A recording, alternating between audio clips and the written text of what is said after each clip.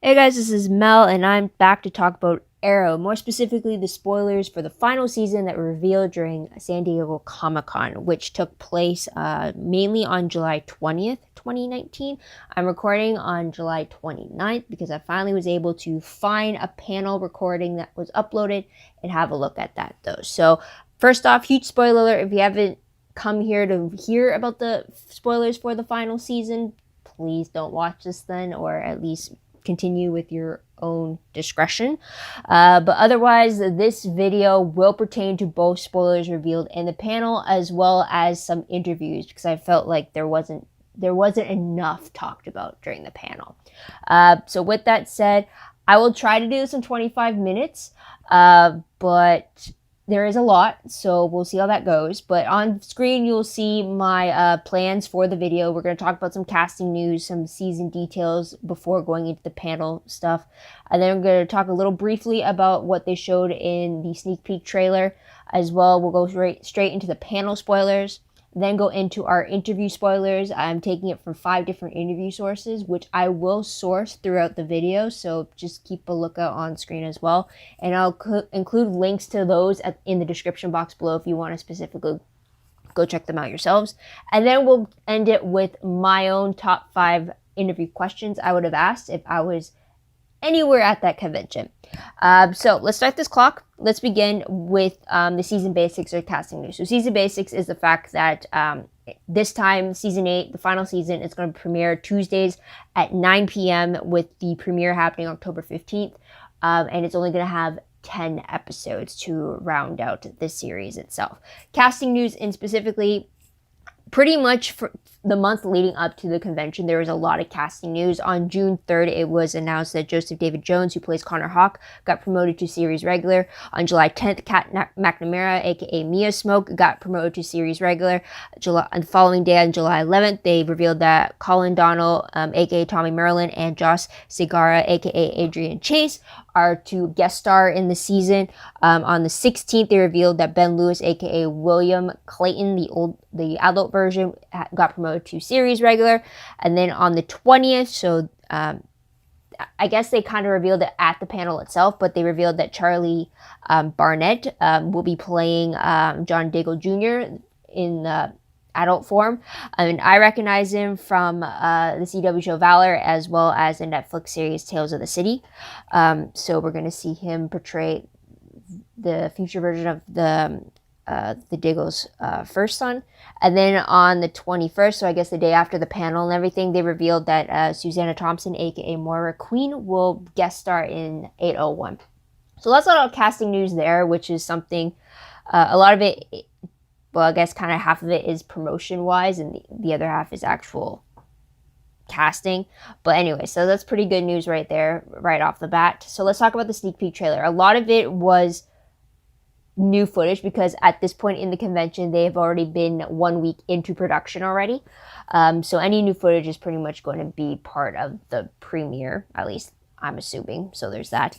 But we do see an edited version of Oliver's journey as a vigilante turned hero. We do see the Monitor voiceover building up the coming crisis on Infinite Earths. And then from the teaser has new footage appearing at the 154 mark, and this includes seeing Adrian Chase as a prisoner, Tommy Merlin in a suit, a red and black mask that's very similar to the Deathstroke mask.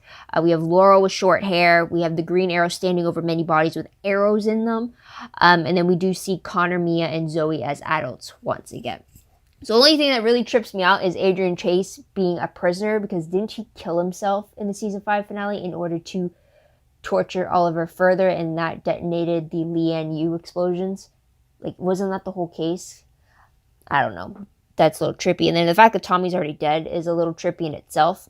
But I think it has to do with the premiere, since the premiere episode is titled Starling City, which was the city's name for like the first 2 seasons of the show. I think it got changed in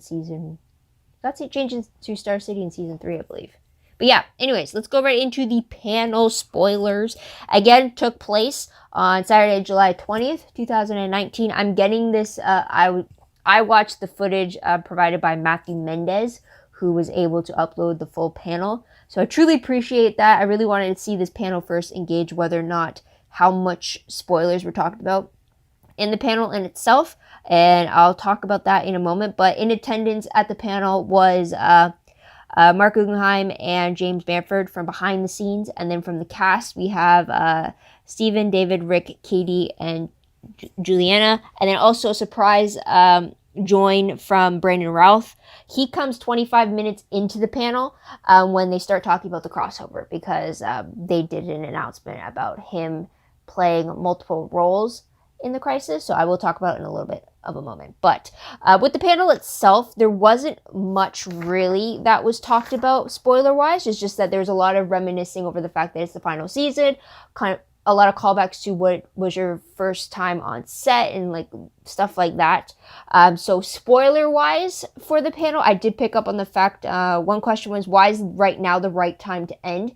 And Mark Guggenheim pretty much says they want to leave the party when the party's still going. And I guess storytelling-wise and production-wise and expense-wise, it just seemed like the right time for them. I mean, in many ways, yes, that could be true. But then in many ways, it seems like they've been building up to this. Like, they've been building up to it being the final season for the last year now with Elseworlds. So, yeah. Don't know how I feel about that. But then they also brought up about the Diggle family tree expanding. We did get a bit of Connor Hawke in the future. We do find out that he was adopted. Maybe we'll find out how that adoption happens in the present day, because his father, Bronze Tiger, is still alive.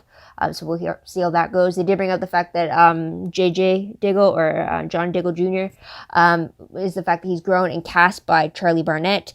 Apparently he's going to have a bit more of an edge to him, and he's going to have a very unexpected yet specific costume to him. So I'm wondering if he's that black and red Deathstroke-like mask behind it, because we did learn from last season that he was the leader of the Deathstroke gang. So we'll get to see a little more into that. We'll definitely see him in the future. And then the only other spoiler I could really pick up on was specifically to the crossover itself. So when asked about the upcoming season and the crossover, this was mostly pertaining towards Mark and James.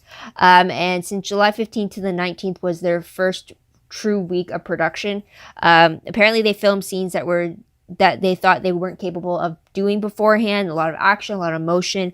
James Bamford believed that the performance he was given during that week of filming deserves Emmy, if anything else.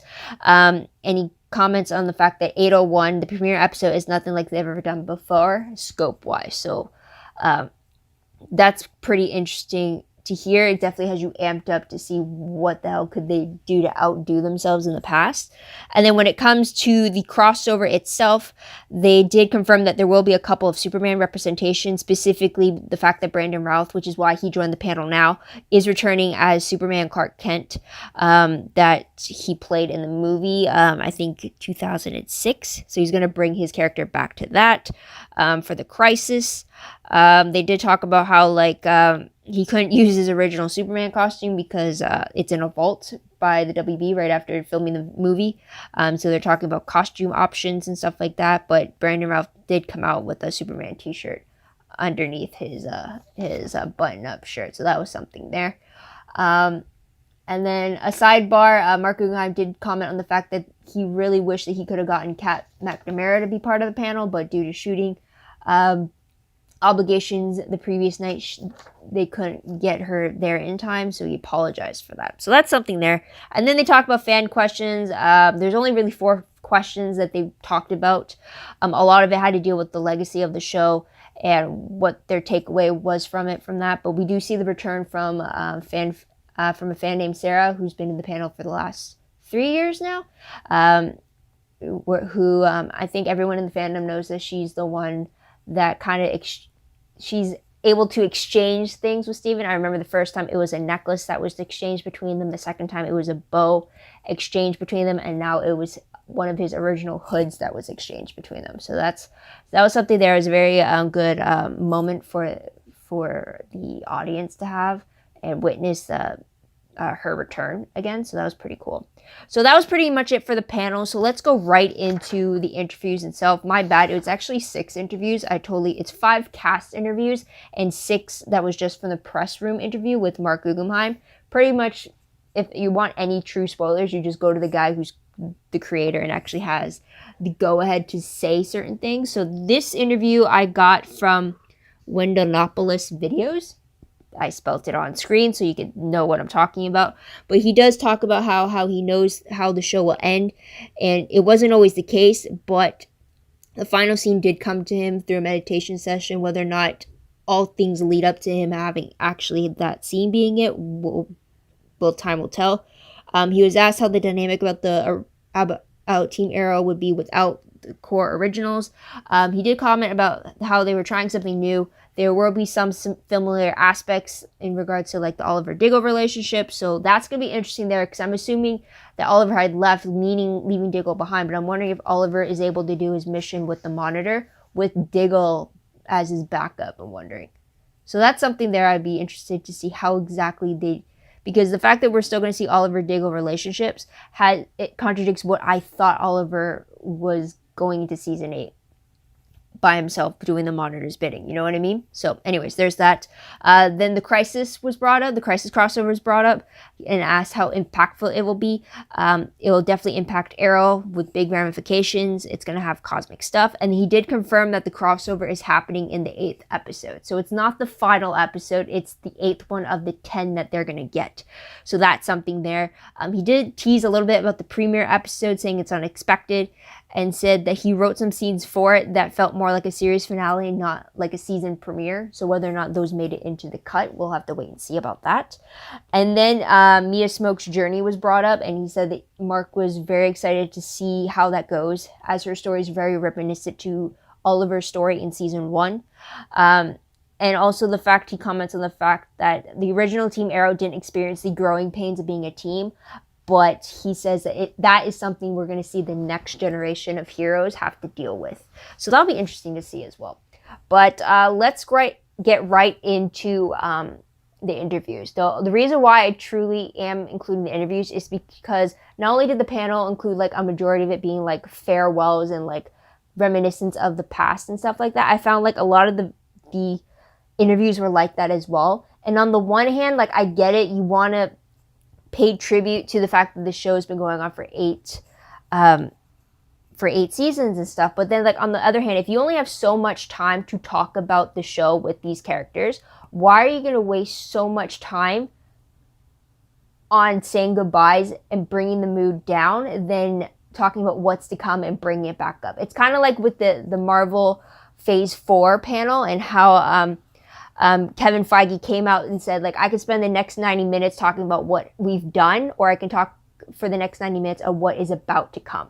And everyone chose the wanting to know what's about to come. So it's kind of like that. I wish they kind of approached all these interviews and the panel with that mindset of like, let's not talk about the fact that the show is ending. Let's talk about what this final season is going to bring us. So that's a little bit why I had to go to the interviews, because I really had to pull for more spoilers, because I just got very tired of hearing about like the goodbyes of the show. It's like, I get it, the show's leaving, but like I don't want to bring the mood down of it all. So there's that. Give me one moment. There's a phone call. Sorry. It's one of those scam callers. Anyway, so let's start.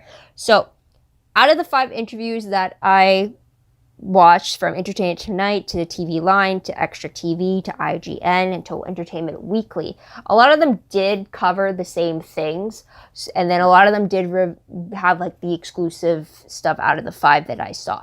So if anything, I'll go through the ones that were exclusive to certain interviews, and then on screen I'll tell you which interview in particular revealed that for us. And then afterwards, I'll talk about the ones that kind of spanned a couple of interviews itself. So the first one being that, let me check my chart. Also, they did confirm the fact that in the in the episode 1, 801, we get Tommy is appearing in that episode. We also get the return of the salmon ladder for that. Come to think of it, I don't remember when the last time we saw the salmon ladder for Oliver, that is. that's something there. So there's that. We are going to get some large doses of Oliver and Diggle, which I am excited to see. Also, we did find out that Oliver is going to get the mask back for his suit. And Steven had also commented on the fact that he wanted Oliver to have his mask back, even though everyone knows his identity. He wanted the new suit to be a mashup of what the fans liked previously. And I gotta admit, like, with the mask, he's more intimidating than without it when he's the Green Arrow. So there's that. Also, there was the question of, does Oliver expect to see Felicity again? And with it, we find out that Oliver knows he's there to do the Monitor's work alone.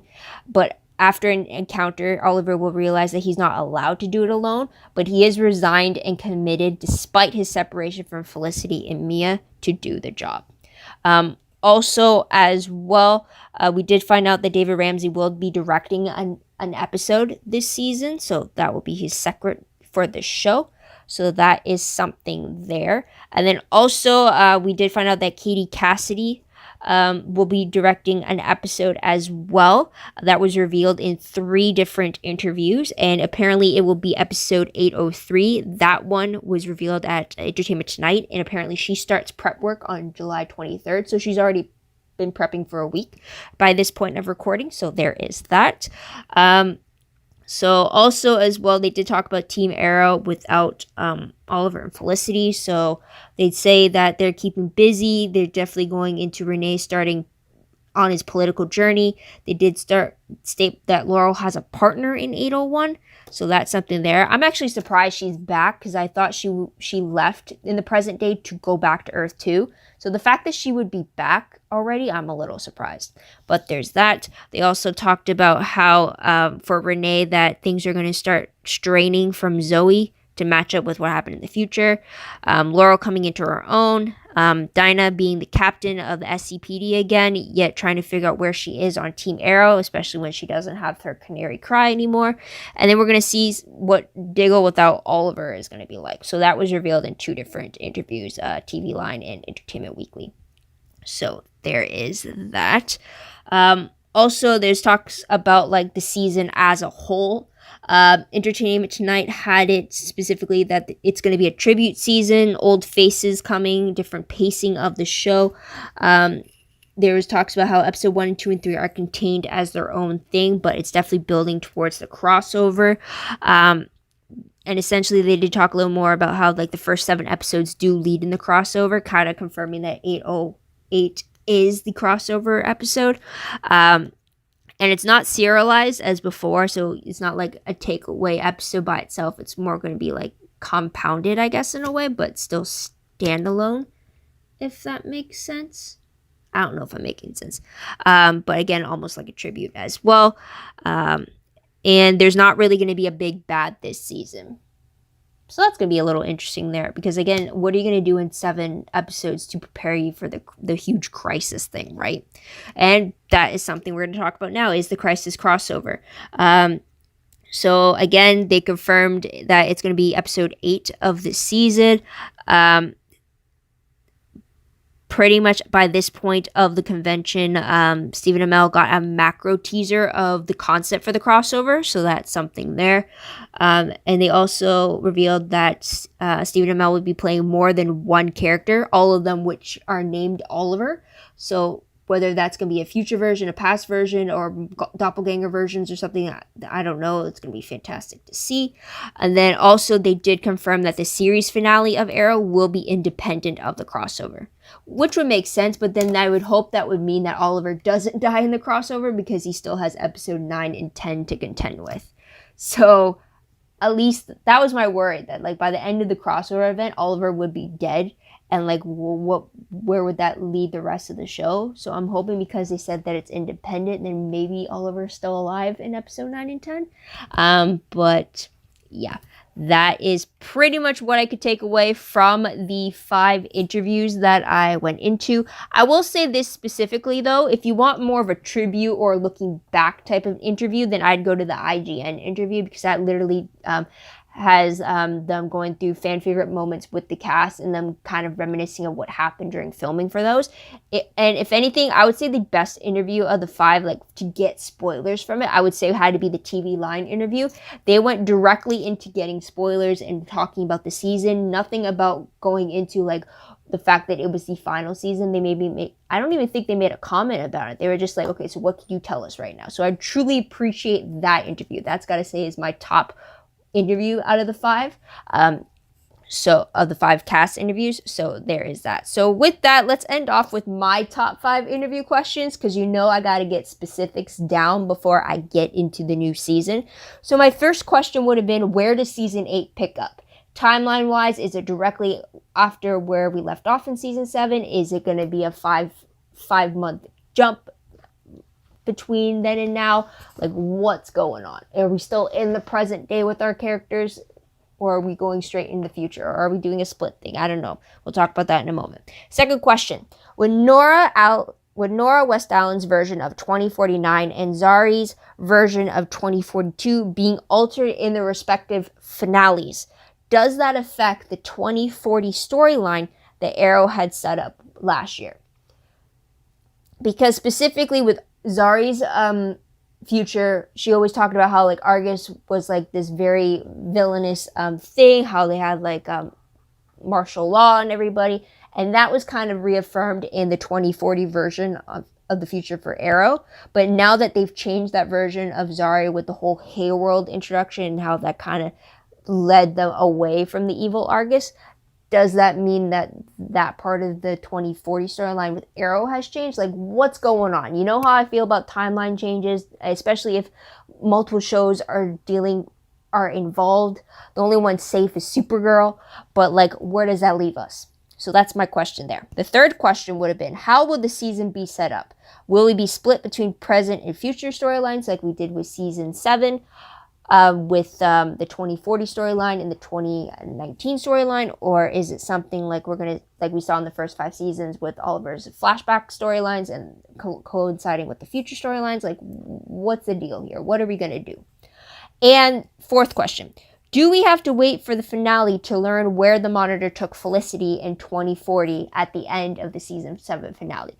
Because this is, if you watch my Arrow season 7 finale video, I was left with the impression that the Monitor took Felicity through a breach, and I assumed at first that it was kind of like a more accepting way to kind of like reunite her with Oliver in the afterlife.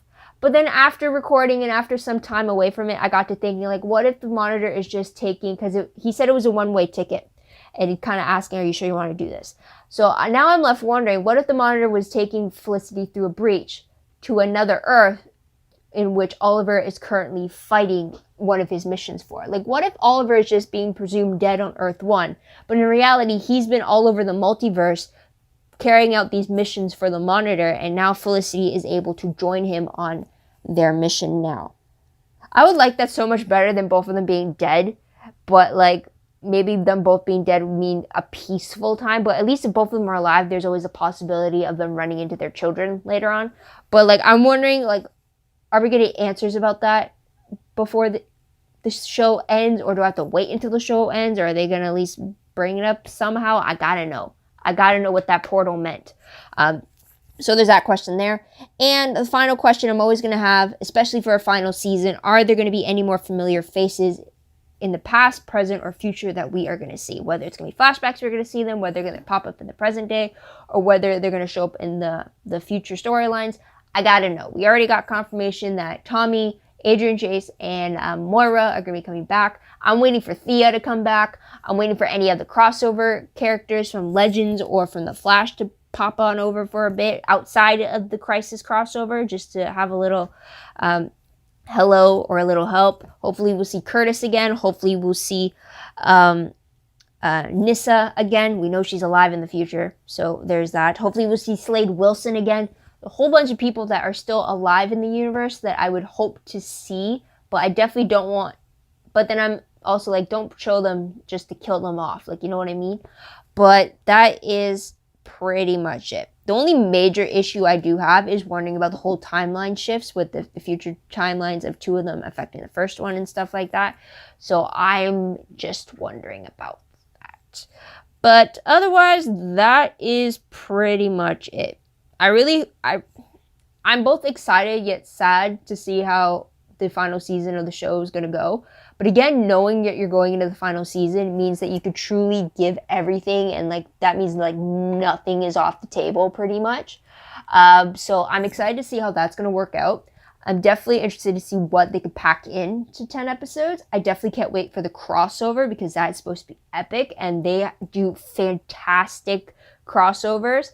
The Earth X one is still my favorite one, just how they shot it and how it was orchestrated to seem like an actual movie where you can't tell which part is which, as opposed to like Elseworlds or The Dominers where you know which part is meant for which show. But we'll have to wait and see what this 5-part crossover is going to do. But otherwise, what'd you guys think of the spoilers? What'd you guys think of the panels itself? Let me know in the comments down below. Love to hear your thoughts, theories, and opinions about what's come in the final season, or if there's any spoilers that I might have missed out, please let me know in the comments down below.